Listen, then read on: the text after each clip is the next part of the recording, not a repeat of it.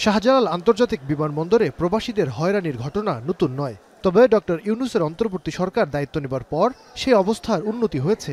আগের চেয়ে কম সময়ে পাওয়া যাচ্ছে লাগেজ, ইমিগ্রেশনেও কমেছে ভোগান্তি। তবে পরিস্থিতির আরও উন্নতি চায় অন্তর্বর্তী সরকার। প্রবাসীদের বিদেশ যাওয়া আসা যেন নির্বিঘ্ন হয়, সেজন্য বিমানবন্দরে প্রবাসীদের দেয়া হবে ভিআইপি মর্যাদা। সিদ্ধান্ত বাস্তবায়ন করতে 1 মাস সময় বেঁধে দিয়েছে প্রবাসী কল্যাণ ও বৈদেশিক কর্মসংস্থান মন্ত্রণালয়। আমাদের একজন বন্ধু ছিলেন প্রবাসী মন্ত্রণালয়ের দায়িত্ব নেবার পর প্রথমবার গণমাধ্যমে মুখোমুখি হয়ে এমন সিদ্ধান্তের কথা জানান উপদেষ্টা ডক্টর আসিফ নজরুল। এ সময় তিনি আরও বলেন, ছাত্র জনতার সাথে সংহতি প্রকাশ করে যারা চাকরি খুঁজেছেন এমন 87 জনকে কর্মসংস্থানের সুযোগ তৈরি করে দেবে সরকার। আগামী 2 সপ্তাহ থেকে 1 মাসের মধ্যে যেটা করব, লাউঞ্জ ব্যবহার ছাড়া বা সেপারেট যে আপনার ইমিগ্রেশনের একটা কাউন্টার ব্যবহার করা ছাড়া, ওটা আমাদের অনেক কর্তৃপক্ষের সাথে কথা বলতে হবে।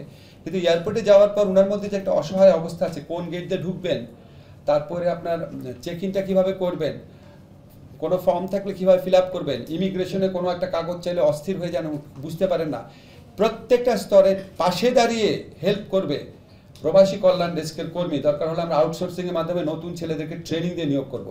মতবিনিময়ে উঠে আসে মালয়েশিয়ার শ্রমবাজার সিন্ডিকেট ইস্যু। উপদেষ্টা বলেন, ভিসা জটিলতায় যেতে না পারা প্রবাসীদের টাকা ফেরতের প্রক্রিয়া চলছে। ভবিষ্যতে মালয়েশিয়া জনবল পাঠাতে 100টি এজেন্সির সিন্ডিকেট ভেঙে দিতে ওই দেশের সরকারের সাথে আলোচনাও চলছে। প্রত্যেকের সিগনেচার সহ আপনার কাগজ যে আমরা টাকাটা ফেরত পেয়েছি, সেরকম আমরা পেয়েছি মাত্র 25%। বাট এটা আমরা সময়সীমা যে বেঁধে দিয়েছিলাম সেটা আছে।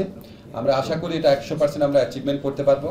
17,000 কেন যেতে পারেনি সেই ইতিহাস আমি আর তুলব না। আপনারা সবাই জানেন এটা আমাদের সরকারের আমলে না, আগের আমলে হয়েছে। সিন্ডিকেটের কথা যে বলেছেন, আমরা ওয়েল অ্যাওয়্যার আছি সিন্ডিকেট নিয়ে। সিন্ডিকেট যেন ভেঙে যায় সেই জন্য আমরা অত্যন্ত জোরালোভাবে মালয়েশিয়া সরকারকে বারবার অনুরোধ করছি, আপনি 100 জনের মধ্যে সীমাবদ্ধ রেখেন না, আপনি এটা ওপেন করে দেন।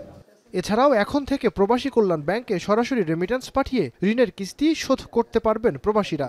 আর বিদেশ যাত্রায় ভোগান্তি কমাতে পূর্বের 3 স্তরের অনুমোদন প্রক্রিয়া কমিয়ে 2 স্তরে নামিয়ে আনা হয়েছে। এতে কাজ নিয়ে প্রবাসে যেতে 1 মাস সময় কম লাগবে। এখন থেকে 2টা জায়গায় অনুমোদন নিতে হবে। নাইম আবির, এখন, ঢাকা। 250টিরও বেশি ডিজাইন অপশন নিয়ে ওয়ালটন স্মার্ট ফ্রিজ, বোঝে আপনার প্রয়োজন।